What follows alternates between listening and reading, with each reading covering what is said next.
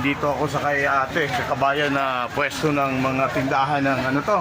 May itak, o pati pala may ano, pangsasakyan, kumpleto. Kumpleto to. Dito ako nabili ng mga gamit ko, pati yung mga screen ganito kasi mura siya. Makakabili, ay kumpleto. Pati pamaypay pala eh. Oh, pang-ipit ng daga. Ayan, kumpleto. Yan yung kanlang mga itak ko. Ay, sorry po.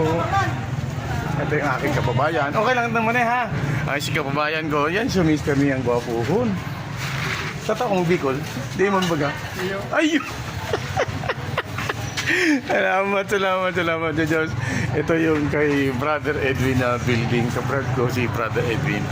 Okay, shout out kayo dyan. Ayan, yung mga paninda. Kompleto yan. Mura rito sa may along... Meron pa kang itak. Ha? Itak pa. Ano po? Ayun na, naano ko na. Anong street to? Ano? Itak ba?